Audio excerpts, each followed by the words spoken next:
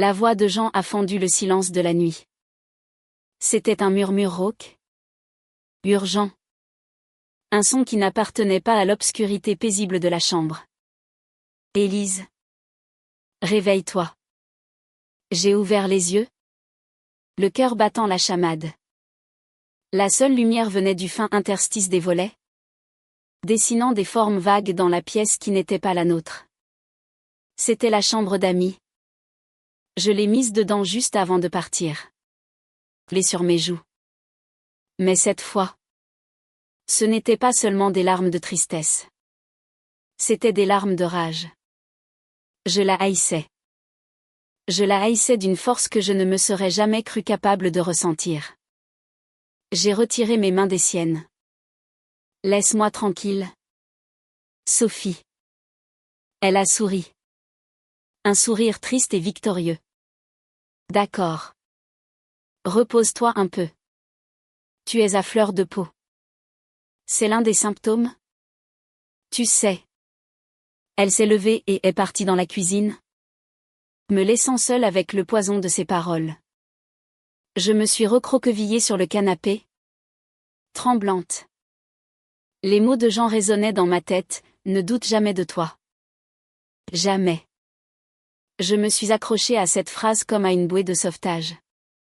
Pendant ce temps, au magasin de bricolage, Jean menait sa propre offensive. Il a raconté plus tard que Lucas n'avait cessé de parler de ses problèmes d'argent. Son salaire qui ne suffisait pas. Les primes qui n'arrivaient pas. Le rêve d'une maison avec jardin qui s'éloignait. Il se plaignait. Encore et encore. Jean l'écoutait patiemment. Puis, entre le rayon des vis et celui des peintures, il a posé une question. L'air de rien. Ce neurologue que Sophie connaît. Le docteur Fournier. C'est un vieil ami à elle? Lucas a semblé surpris par la question. Un ami? Non. Pas vraiment. C'est un contact. Le cousin de sa meilleure amie. Je crois. Pourquoi? Oh. Pour rien?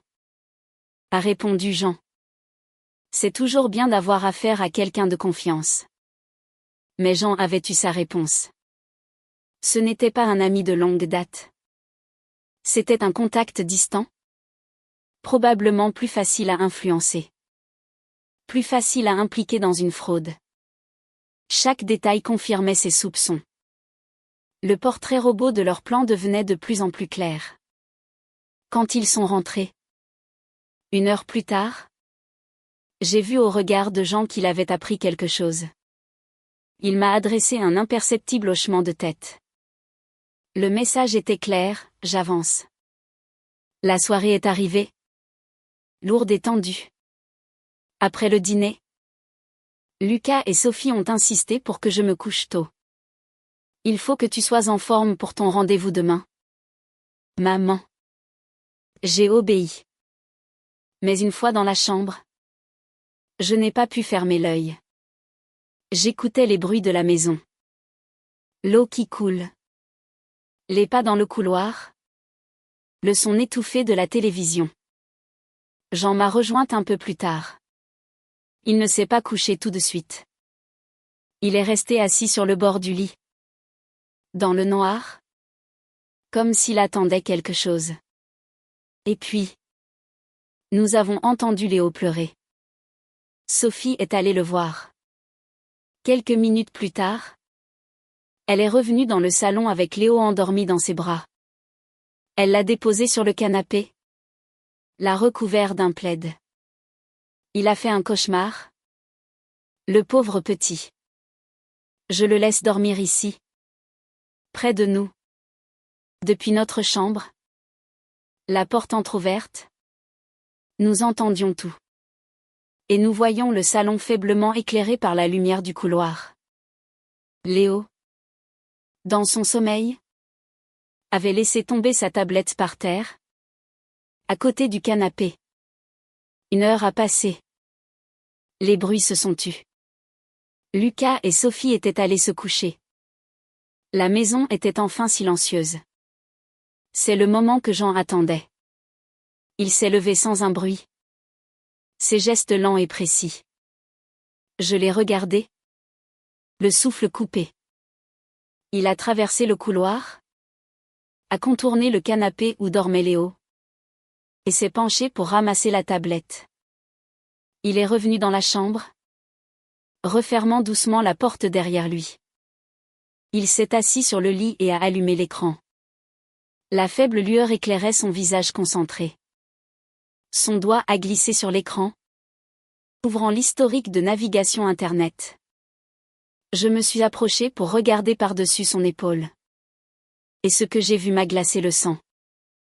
La liste était longue. Et sans équivoque. Procédure de mise sous tutelle personne âgée. Symptômes précoces maladie d'Alzheimer. Comment gérer les biens des parents sans leur accord. Hôpital psychiatrique réputé région Lyon. Faire signer un document à une personne confuse. Valeur légale. Conditions d'admission en EHPAD contre la volonté du patient. C'était là.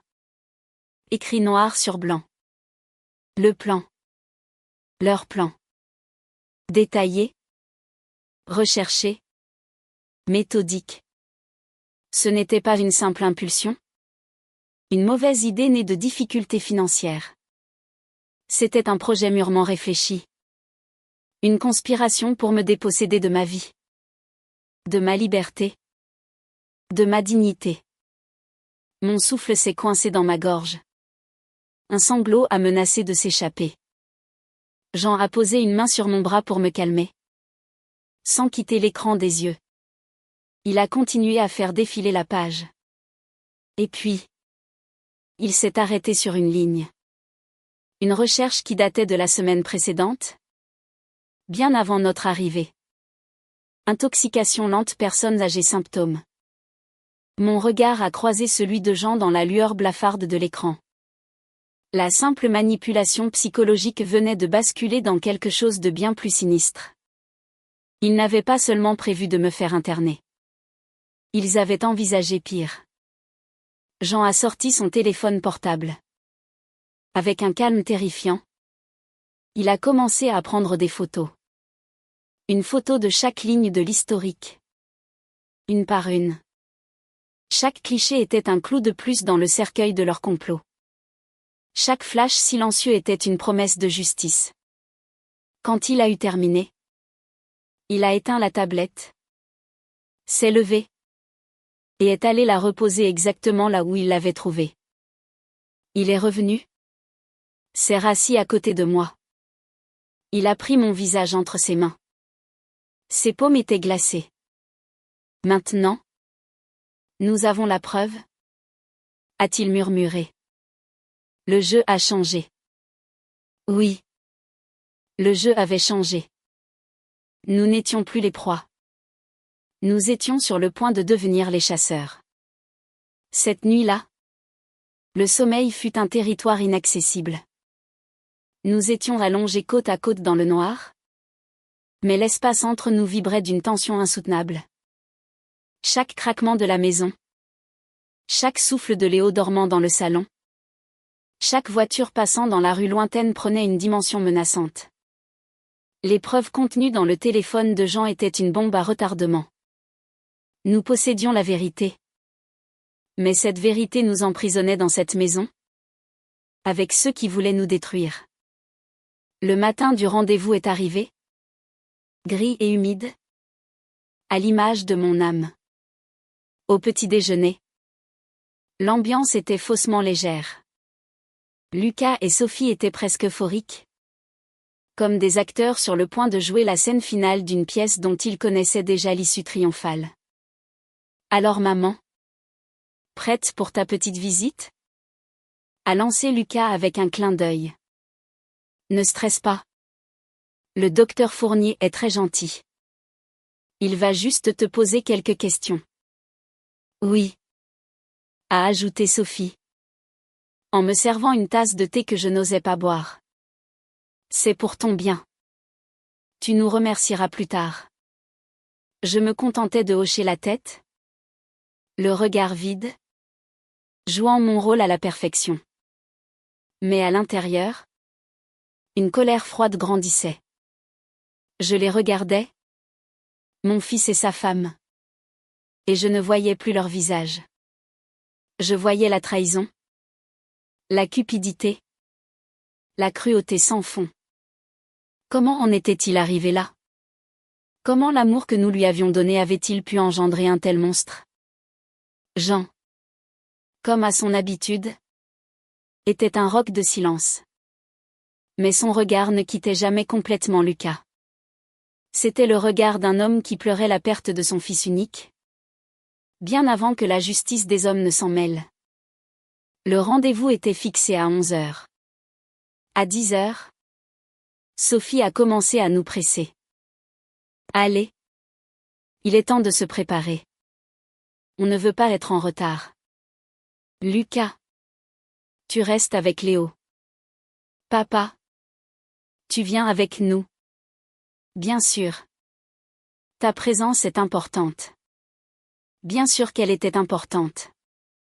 Il fallait que le mari soit là. Témoin de la dégradation de sa femme. Pour donner plus de poids au diagnostic. Tout était calculé. Nous sommes montés dans leur voiture. J'étais assise à l'arrière. Jean à côté de moi. Sophie conduisait. Pendant le trajet, elle parlait sans arrêt, d'une voix enjouée, me décrivant le quartier où se trouvait le cabinet du médecin, me parlant de la pluie et du beau temps. C'était surréaliste. C'était comme être conduite à l'abattoir par un bourreau qui vous fredonne une chansonnette. J'ai regardé le visage de Jean. Il fixait la route devant lui. Ses mâchoires serrées. Sa main a trouvé la mienne sur la banquette. Il l'a serrée si fort que j'ai failli crier.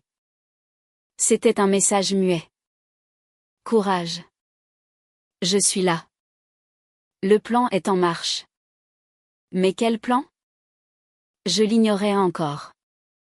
Je lui faisais confiance. Aveuglément. Le cabinet du docteur Fournier était situé dans un immeuble ancien et chic du centre de Lyon. La salle d'attente était luxueuse, silencieuse, impersonnelle. Chaque minute qui passait était une torture. J'avais l'impression que les murs se rapprochaient. Que l'air manquait. Enfin. Une porte s'est ouverte et un homme en blouse blanche est apparu. Il était grand. La quarantaine. Un sourire professionnel figé sur le visage. Madame Dubois? Je suis le docteur Fournier. Veuillez entrer. Il a serré la main de Sophie avec une familiarité un peu trop appuyée. Sophie. Comment vas-tu? Très bien. Merci Marc. A-t-elle répondu. Marc. Pas docteur Fournier. Marc. Nous sommes entrés dans son bureau. Une grande pièce sombre, avec une bibliothèque remplie de livres épais et un bureau en acajou massif. Il nous a invités à nous asseoir sur des fauteuils en cuir inconfortables. Jean s'est assis à ma droite. Sophie à ma gauche. J'étais encadrée. Prise au piège. Le docteur a commencé par des questions banales. Mon âge. Mes antécédents médicaux. Mon mode de vie. Puis. Il est entré dans le vif du sujet. Sa voix était douce. Presque hypnotique. Alors. Élise. Votre fille. Votre belle-fille Sophie m'a expliqué qu'elle se faisait un peu de soucis pour vous. Vous avez remarqué de petits oublis? Récemment? Des difficultés à vous souvenir des choses? Il ne s'adressait pas vraiment à moi. Il regardait Sophie, qui hochait la tête avec un air grave. Parfois, ai-je répondu d'une voix faible. Des petites choses. Comme tout le monde. Bien sûr. Bien sûr. A-t-il dit. En notant quelque chose sur son carnet. On va faire un petit test. Très simple. Je vais vous donner une série de 5 mots. J'aimerais que vous les répétiez, puis que vous essayiez de les mémoriser. Je vous les redemanderai dans quelques minutes. D'accord? Il a prononcé les 5 mots. Maison. Rivière. Crayon. Nuage. Chaise. J'ai répété les mots. Ma gorge sèche. Mon esprit était en état de siège. Je savais que c'était un piège. Si je réussissais, il trouverait un autre moyen. Si j'échouais, je lui donnais ce qu'il voulait. Pendant qu'il me posait d'autres questions sans intérêt, quel jour sommes-nous? Qui est le président de la République? Je me suis concentré sur ces 5 mots. Je les répétais en boucle dans ma tête, comme un mantra. Maison. Rivière. Crayon. Nuage. Chaise. C'était ma seule arme. Au bout de 5 minutes, il a reposé son stylo. Alors, Élise, vous vous souvenez des 5 mots que je vous ai donnés tout à l'heure? J'ai pris une profonde inspiration. Maison. Rivière. Crayon. Nuage. Chaise. Le sourire du docteur s'est légèrement effacé. Il a jeté un regard rapide à Sophie, qui semblait déçue.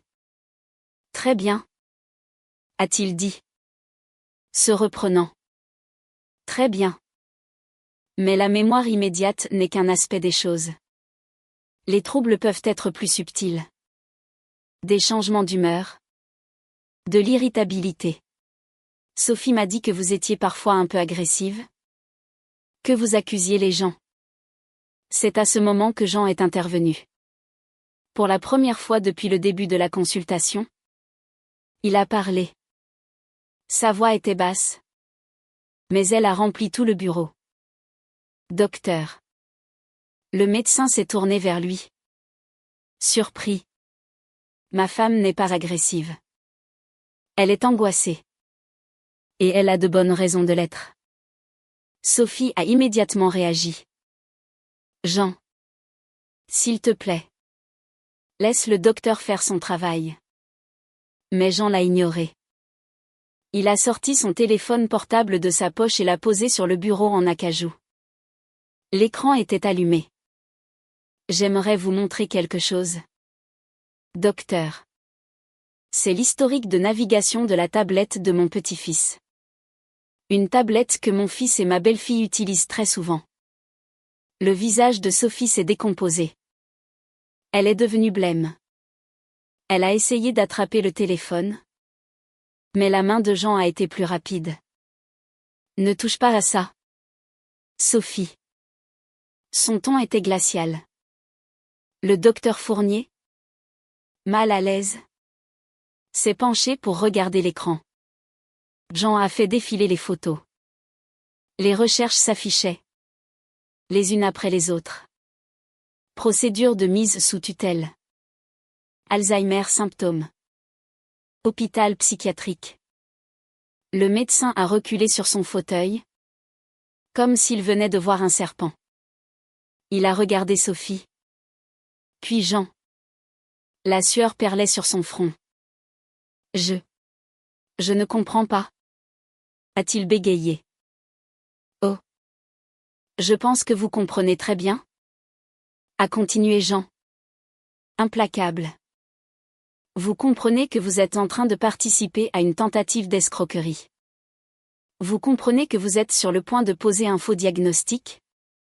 Sur demande de votre amie ici présente? Dans le but de faire interner ma femme et de permettre à son fils de mettre la main sur nos biens. Un silence de mort est tombé sur le bureau. Sophie était pétrifiée. La bouche ouverte. Incapable de prononcer un son. Jean a repris. Sa voix montant d'un cran. Et ce n'est pas tout. Docteur. Avant de rédiger votre rapport, j'ai une dernière chose à vous faire écouter.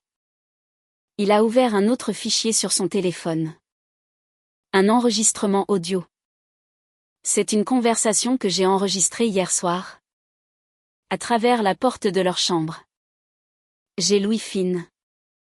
Vous savez. Il a appuyé sur play.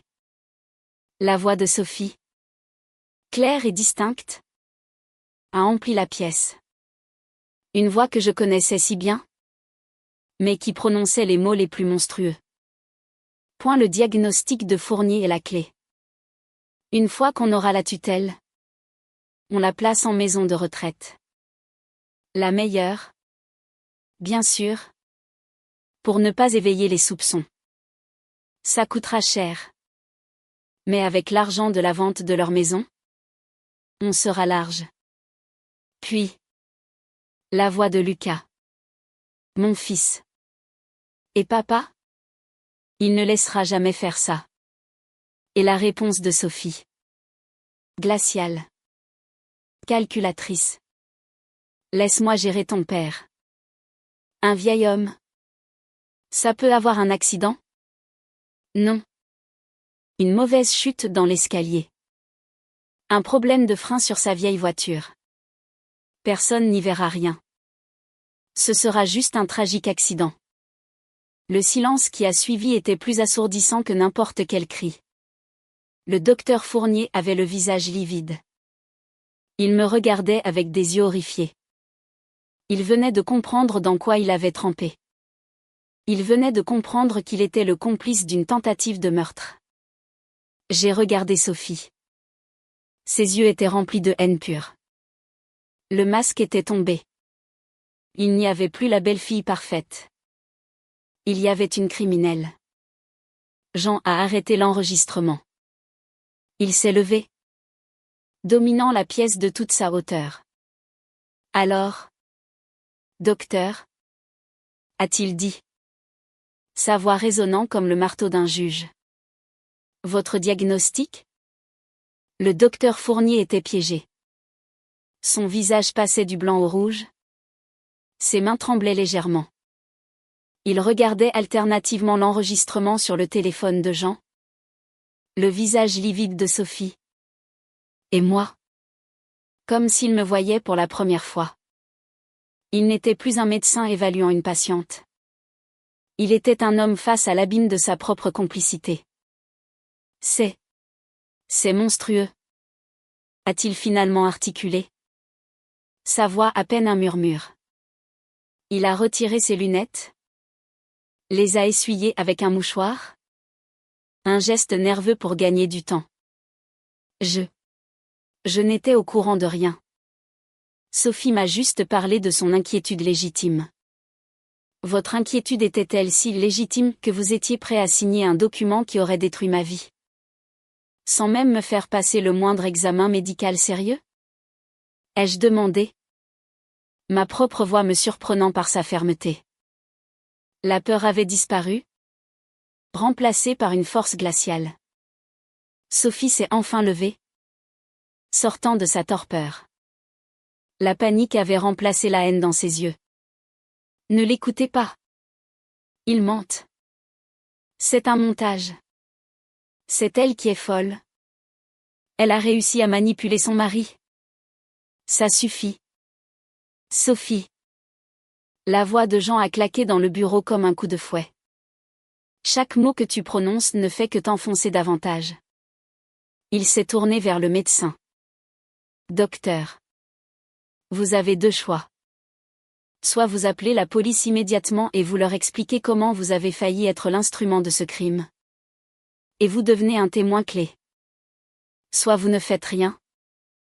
Et cet enregistrement, ainsi que les photos de l'historique, seront envoyés non seulement à la police, mais aussi à l'ordre des médecins.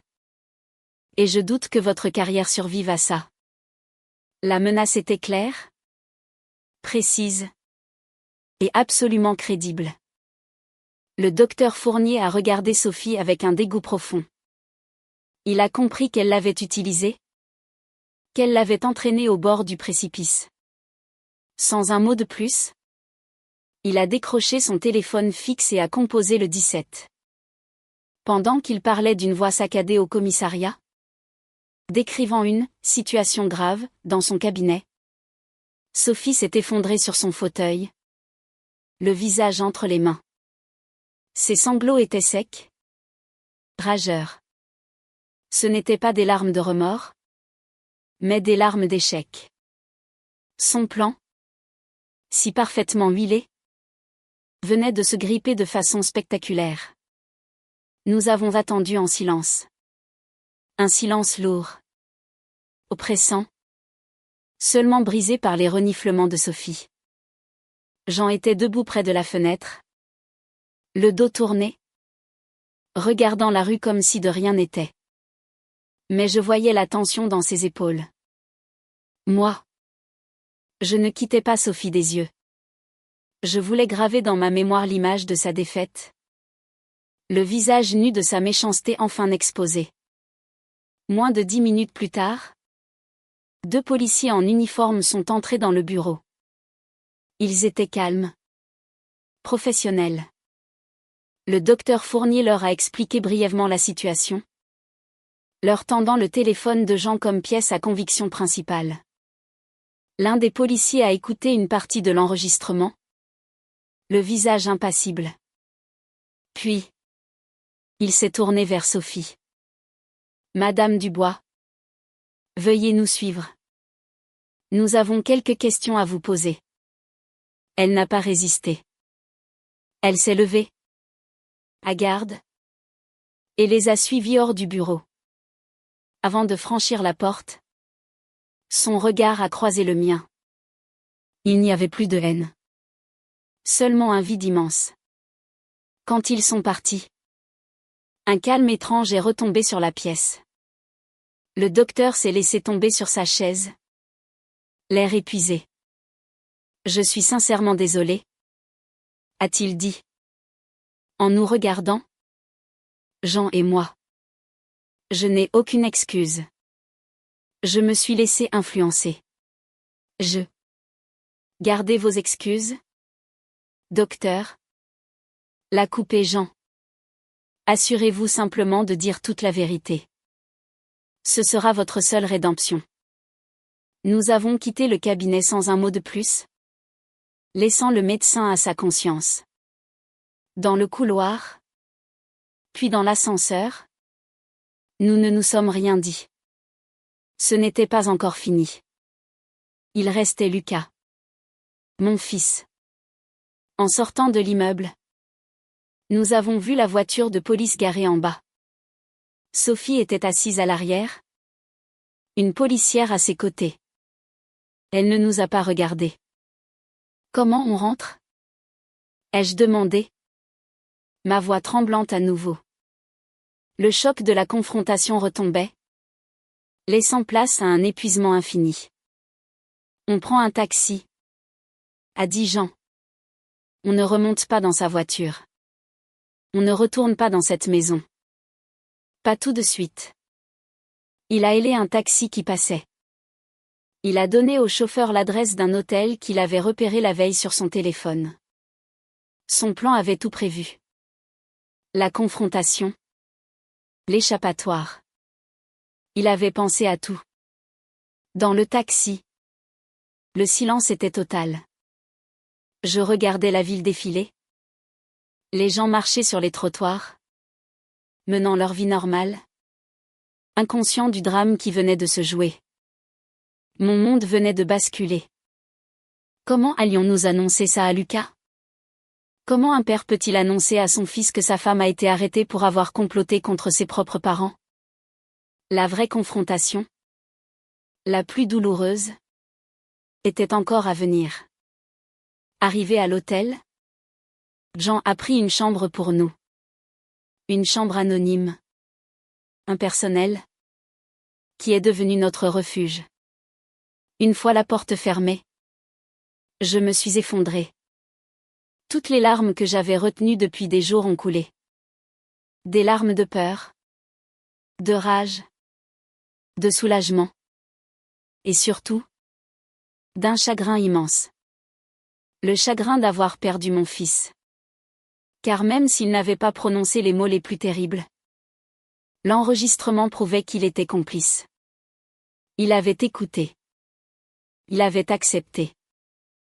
Jean m'a prise dans ses bras et m'a laissé pleurer. Il ne disait rien. Il était juste là. Une présence solide et réconfortante.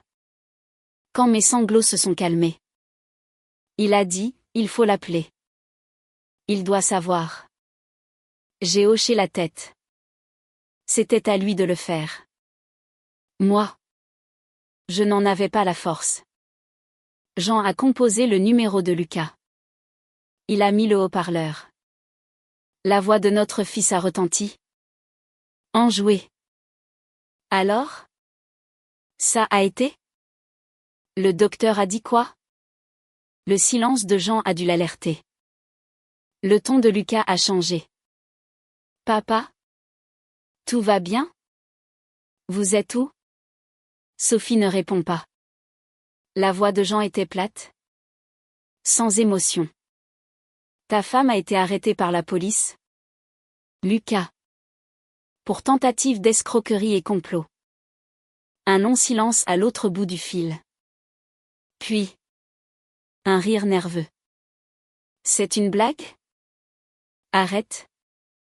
Papa. Ce n'est pas drôle. Qu'est-ce qui s'est passé? Maman a fait une crise? Non. Lucas. Nous avons tout découvert. Ton plan. Tes recherches sur la tablette. Nous avons enregistré votre conversation de cette nuit. La police a tout. Le silence. Cette fois. Était total. On pouvait presque entendre les pensées de Lucas se bousculer. La peur. La panique. La réalisation que tout était fini. Papa, sa voix était méconnaissable. Un filet étranglé. Ce n'est pas ce que tu crois. C'était juste des paroles. Sophie était stressée. Elle. Un problème de frein sur sa vieille voiture? Lucas? C'est ça. Des paroles? A demandé Jean. Sa voix dure comme l'acier. Tu as écouté. Tu n'as rien dit. Tu étais d'accord. Tu étais prêt à laisser ta femme me tuer pour mettre la main sur notre argent. Non. A hurlé Lucas au téléphone. Non. Jamais. J'aurais jamais laissé faire ça. Alors pourquoi n'as-tu rien dit? A demandé Jean. La question la plus simple. Et la plus terrible. Pourquoi? Lucas n'a pas répondu. Il n'y avait pas de réponse. Seulement le son de sa respiration haletante. Mêlé de sanglots. Il pleurait. Mon fils pleurait. Mais ses larmes ne m'ont causé aucune pitié. C'était trop tard. La police va bientôt venir te chercher. Lucas. Pour t'interroger. Nous ne serons pas là quand ils arriveront. On ne peut plus te voir. Pas maintenant. Papa. S'il te plaît. Maman. Dites-leur que c'est un malentendu. Vous ne pouvez pas me faire ça. Je suis votre fils. C'est moi qui ai répondu. Ma voix sortant des profondeurs de ma douleur. C'est toi qui nous as fait ça. Lucas. Tu as choisi ton camp. Maintenant. Tu dois assumer. J'ai pris le téléphone des mains de Jean et j'ai raccroché. Le silence est retombé dans la chambre d'hôtel. Ce n'était pas encore le calme. C'était le silence après l'explosion. Le moment où l'on regarde les ruines de ce qui était autrefois notre vie. Et où l'on se demande comment on va pouvoir reconstruire. La conversation avec Lucas nous avait laissé exsangues. Raccroché à son propre fils. Entendre sa panique et son désespoir sans ressentir la moindre parcelle de pitié. C'était une expérience qui vous glaçait jusqu'à la moelle. Nous étions assis sur le lit de cette chambre d'hôtel impersonnelle. Deux étrangers dans une ville qui nous était devenue hostile. La victoire avait un goût amer. Celui de la cendre. Une question. Cependant. Me hantait. Une question qui éclipsait tout le reste. Jean. Et Léo? Ai-je demandé? Ma voix brisée. Qu'est-ce qu'il va devenir? Il est seul? Là-bas. L'image de notre petit-fils. Innocent et inconscient du drame qui se nouait autour de lui. M'a poignardé en plein cœur. Il attendait le retour de ses parents? De ses grands-parents? Et à la place? C'est la police qui allait frapper à sa porte. Le visage de Jean s'est contracté de douleur. Il avait été si fort. Si maître de lui jusque-là. Mais à la mention de Léo. Le masque s'est fissuré. J'y ai pensé. Élise. Crois-moi. Je n'ai pensé qu'à ça. Il a sorti de nouveau son téléphone. Il n'a pas appelé la police. Il a appelé Maître Dubois. Un avocat de notre région dont un ami nous avait parlé des années auparavant. Un homme réputé pour son intégrité. Jean avait gardé son numéro. Juste au cas où. C'était ça. Jean. Toujours un coup d'avance. Il a expliqué la situation à l'avocat. De manière concise et factuelle. L'escroquerie. L'enregistrement. L'arrestation de Sophie. L'implication de Lucas. Et puis. Il a parlé de Léo. Il y a un enfant de 7 ans au milieu de tout ça. Maître. Il est seul dans l'appartement. Nous sommes ses grands-parents. Que devons-nous faire? L'avocat lui a donné des instructions claires. Ne pas retourner à l'appartement. Attendre. La police allait prendre en charge la situation et contacter les services sociaux. L'important était de formaliser notre position le plus vite possible. Il nous a promis de contacter immédiatement ses confrères à Lyon et de déclencher les procédures nécessaires. Alors nous avons attendu. C'était la chose la plus difficile que j'ai jamais eu à faire. Attendre? Impuissant? Pendant que le destin de notre petit-fils se jouait sans nous. Chaque minute était une éternité. Je m'imaginais Léo. Seul. Commençant à s'inquiéter. Je l'imaginais ouvrir la porte aux policiers. La terreur dans ses yeux. J'ai cru que mon cœur allait se briser. 2 heures plus tard, le téléphone de Jean a sonné. C'était un numéro inconnu. Un inspecteur de la police de Lyon. Sa voix était professionnelle, mais pas dénuée d'empathie. Monsieur Dubois? Je vous appelle concernant l'arrestation de votre belle-fille. Sophie Dubois. Et l'interpellation de votre fils. Lucas Dubois. Nous sommes actuellement à leur domicile. Jean a pris une profonde inspiration. Mon petit-fils. Léo. Comment va-t-il? Il est avec nous. Il est en sécurité. Une équipe des services de l'aide sociale à l'enfance est en route pour le prendre en charge. C'est la procédure standard. La procédure. Ce mot froid. Administratif. Pour eux, c'était un dossier. Pour nous, c'était notre chair et notre sang. Nous voulons le récupérer, a dit Jean. Sa voix forte et claire. Nous sommes ses grands-parents. Nous voulons nous occuper de lui. Je comprends, monsieur. Mais cela ne peut pas se faire immédiatement. Il y a des démarches à suivre. Votre fils et votre belle-fille sont actuellement en garde à vue. Le procureur va devoir statuer. Pour l'instant, l'enfant sera placé dans un foyer d'accueil d'urgence. Un foyer. Le mot a résonné en moi comme un coup de glas. Mon Léo. Mon petit oiseau fragile. Arraché à tout ce qu'il connaissait. Pour être placé dans un foyer? Avec des inconnus. Non. Ai-je crié? M'emparant du téléphone. Non. S'il vous plaît. Ne faites pas ça. C'est notre petit-fils. On arrive tout de suite.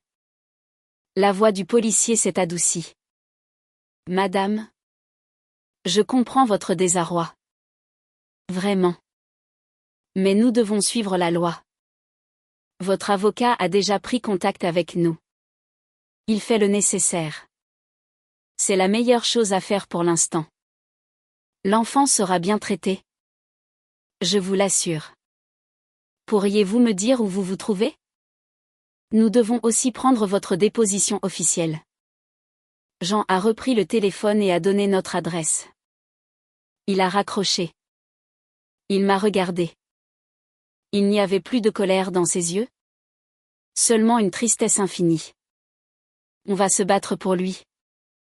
Élise. A-t-il dit. Je te le jure. On le sortira de là. Mais en attendant, nous avions échoué à le protéger. Nous avions gagné notre bataille. Mais la première victime de cette guerre était un enfant innocent. La fin de la journée a été un tourbillon flou de procédures. 2 inspecteurs sont venus à l'hôtel. Nous leur avons raconté notre histoire. Du début à la fin. Nous leur avons donné les preuves. L'enregistrement. Les photos. Ils nous ont écoutés avec attention, posant des questions précises. Ils nous ont traités avec respect. Comme des victimes. Ce que nous étions. La garde à vue de Lucas et Sophie a été prolongée. Les charges retenues contre eux étaient lourdes, escroquerie en bande organisée. Séquestration psychologique. Et pour Sophie, complot en vue de commettre un meurtre. Le docteur Fournier, en coopérant pleinement, avait obtenu le statut de témoin assisté. Mais tout cela se passait dans un autre monde. Le monde de la justice. Notre monde, à nous, s'était rétréci aux dimensions d'une chambre d'hôtel et à l'attente insupportable d'un coup de téléphone. La nuit est tombée sur Lyon. Nous n'avons rien mangé. Le sommeil était impensable. Nous étions suspendus dans le vide, hantés par le visage de Léo. Je fermais les yeux et je voyais son sourire. J'entendais son rire. Et la douleur devenait physique. Une crampe dans la poitrine qui ne me quittait pas. Vers minuit. L'avocat a rappelé. J'ai des nouvelles. Pas excellentes, mais pas catastrophiques. Léo est dans un centre d'accueil à Villeurbanne. Il est pris en charge. Il a été vu par un psychologue. Demain matin, à la première heure, je dépose une demande de garde provisoire en votre nom auprès du juge des enfants. Combien de temps ça va prendre? A demandé Jean. C'est impossible à dire. Quelques jours? Une semaine? Peut-être plus. Le juge va vouloir vous rencontrer. Ordonner une enquête sociale. Il faut être patient. Patient. Comment pouvions-nous être patients? Chaque heure passée loin de nous était une heure de peur et de confusion pour Léo. Mais nous l'obtiendrons, a affirmé l'avocat. Au vu des circonstances, votre demande est plus que légitime. La seule chose qui pourrait compliquer, c'est votre âge. Mais votre situation stable et les liens affectifs évidents joueront en votre faveur. Tenez bon. Nous avons raccroché. Une semaine. Peut-être plus. C'était une éternité.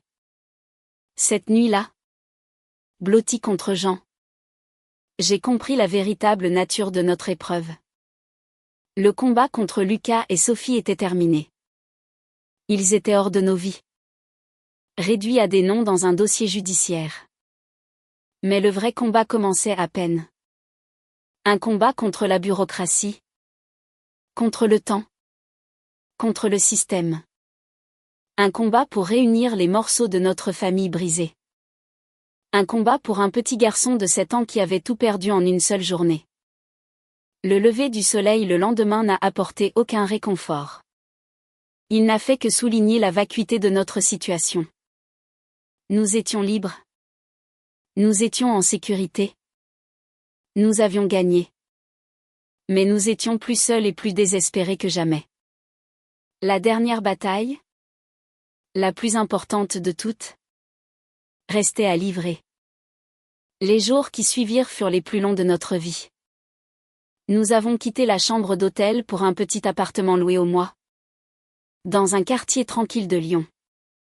Nous ne pouvions pas rentrer en Provence. Pas sans Léo.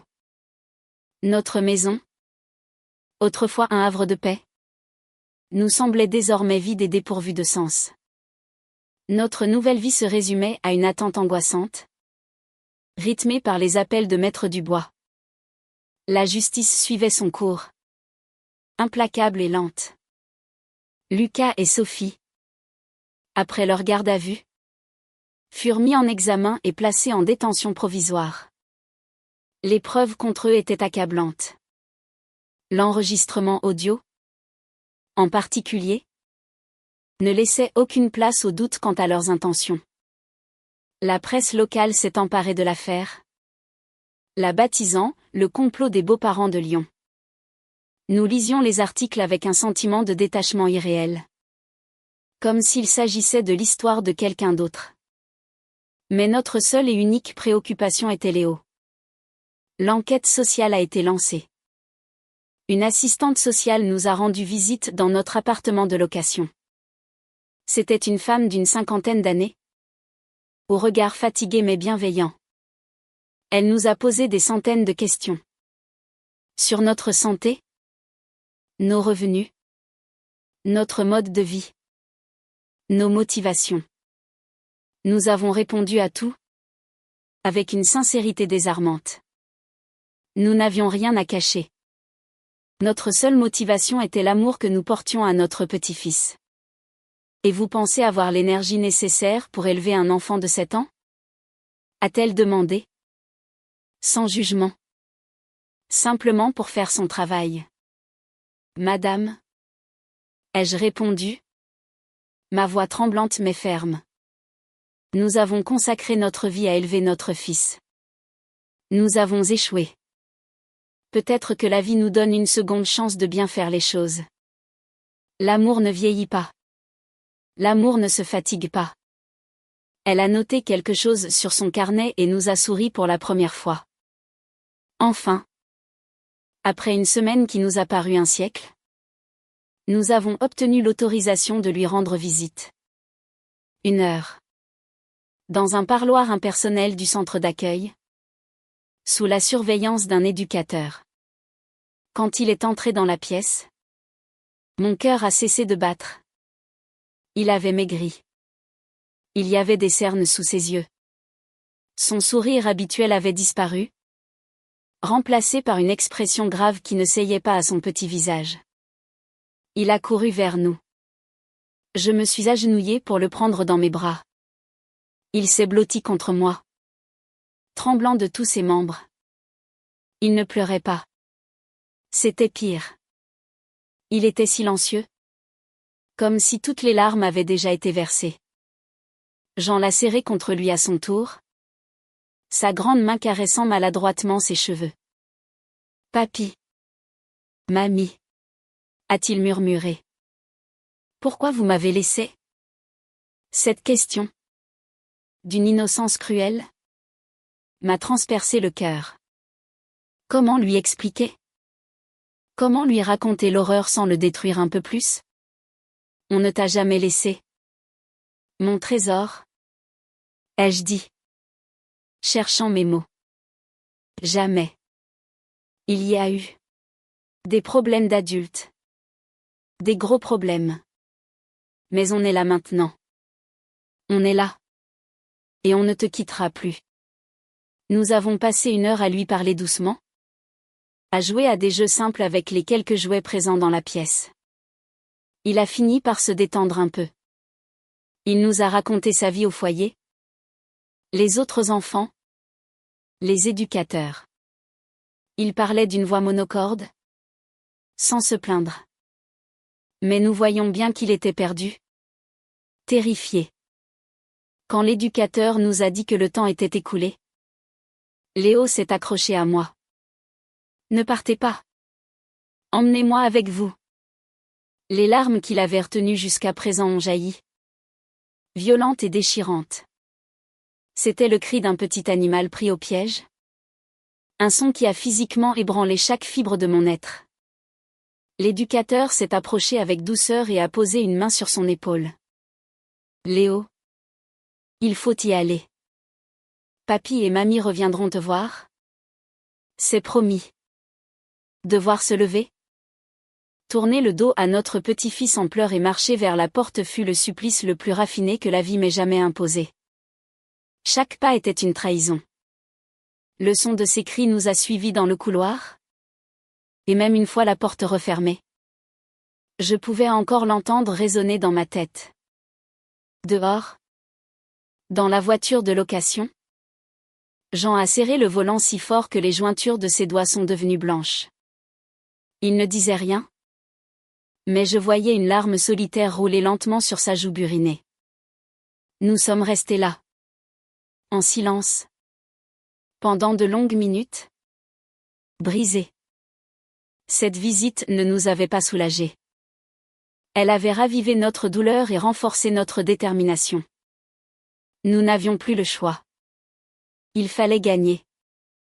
Les semaines suivantes ont été un enchaînement de rendez-vous. Avec l'avocat. Avec le psychologue qui suivait Léo. Avec l'assistante sociale.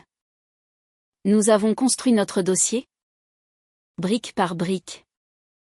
Nous avons fourni des lettres de nos amis de Provence. Attestant de notre moralité et de notre bonne santé.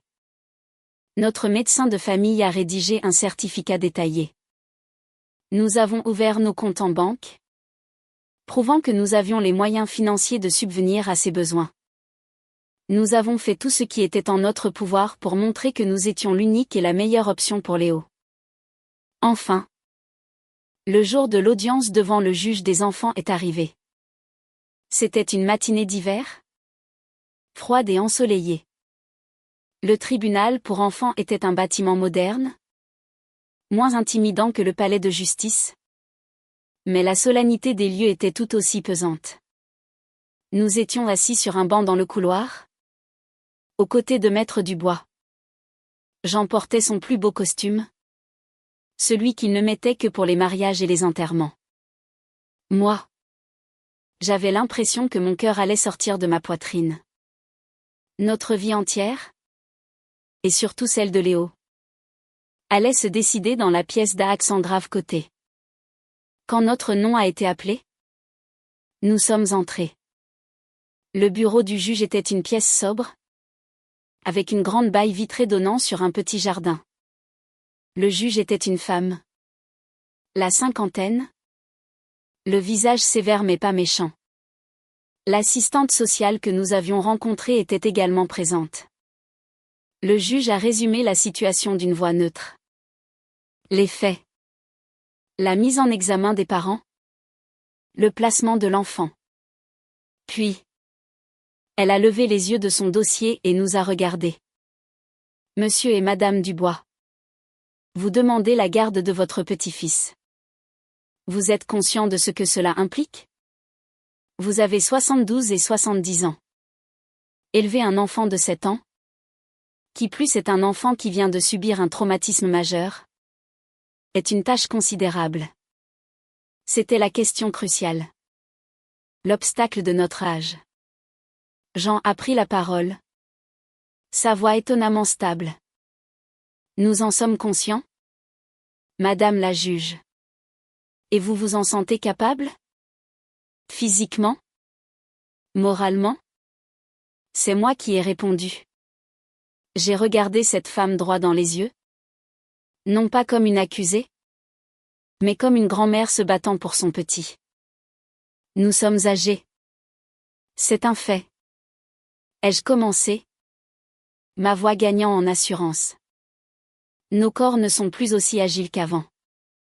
Mais l'amour, Madame la juge, n'a pas d'âge. La patience n'a pas d'âge. La capacité de rassurer un enfant la nuit après un cauchemar. De lui préparer son plat préféré. de l'aider à faire ses devoirs.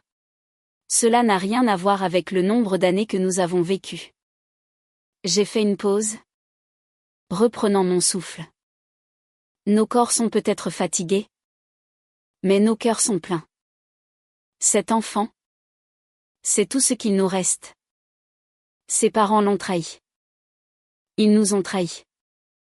Notre famille a été détruite par la cupidité et la méchanceté. Léo est la seule chose pure et innocente qui reste de ce désastre. Il a besoin de racines. Il a besoin de stabilité, de visages qu'il connaît et qu'il aime. Le placer dans une famille d'accueil, avec des inconnus, aussi bienveillants soient-ils, serait lui infliger une seconde punition. Il n'a rien fait pour mériter ça.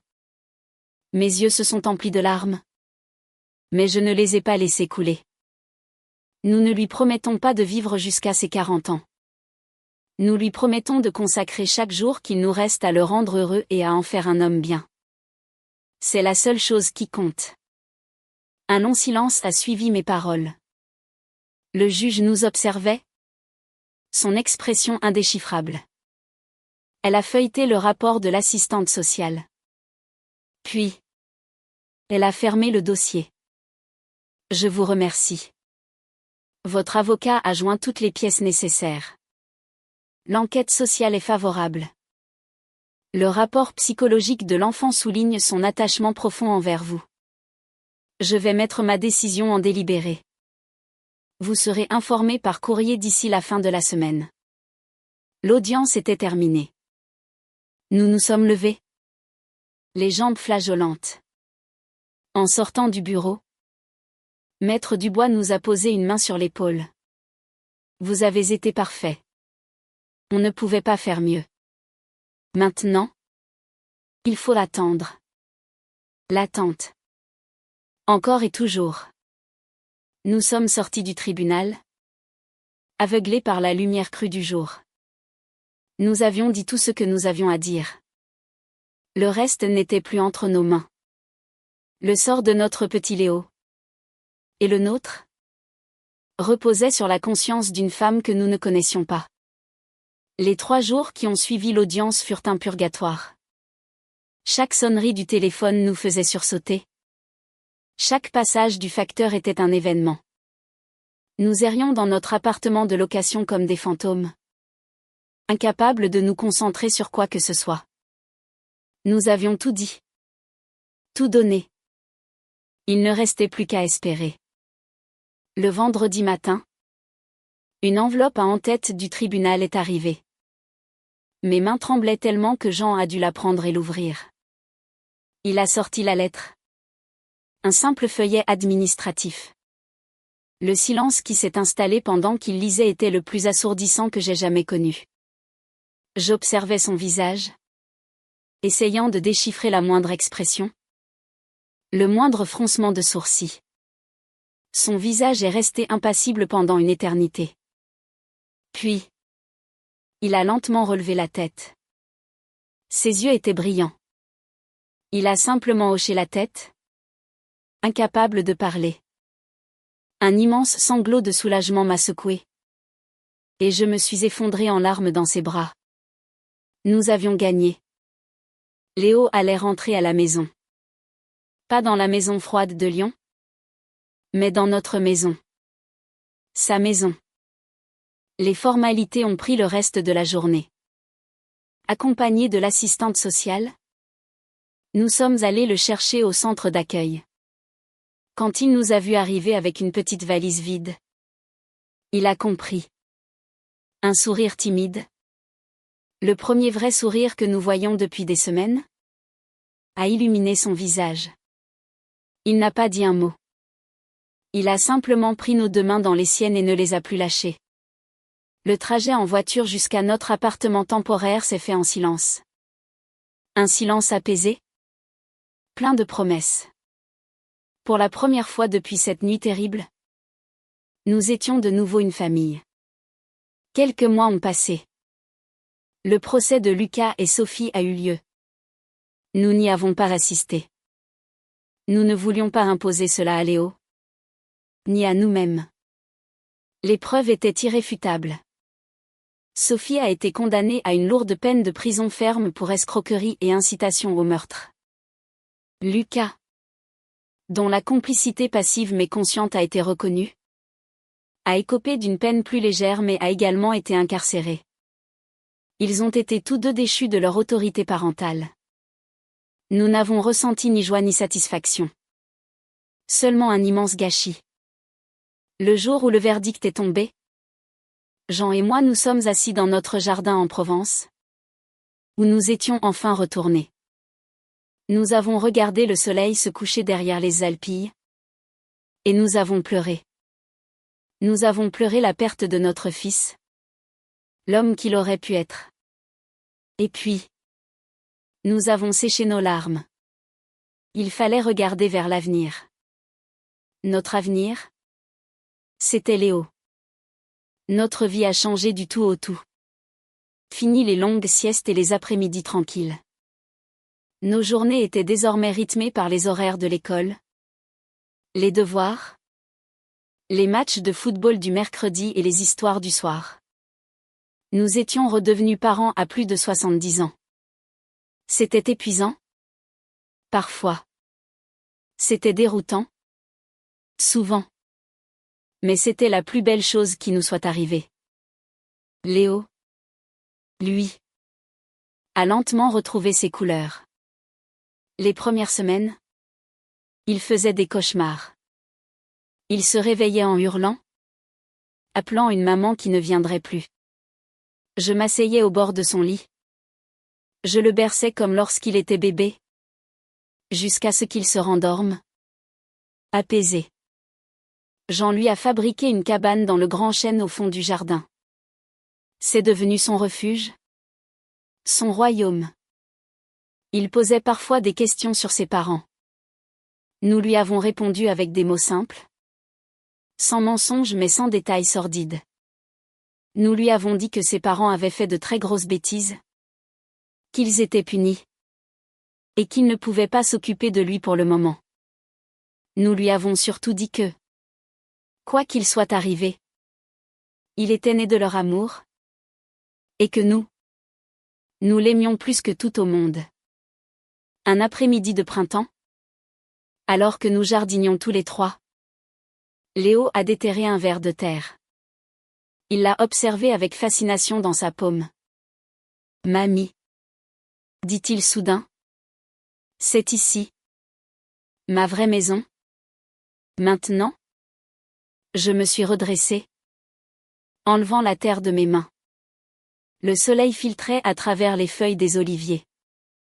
Le parfum du romarin flottait dans l'air. Le rire de mon petit-fils était la seule musique dont j'avais besoin. J'ai regardé Jean, qui me souriait. J'ai regardé Léo, ce petit garçon résilient et courageux. J'ai compris que la vie nous avait tout pris, pour finalement tout nous redonner, sous une forme différente. La trahison peut briser les liens du sang, mais elle ne peut rien contre les liens du cœur. La confiance et l'amour, lorsqu'ils sont authentiques, peuvent reconstruire n'importe quelle ruine.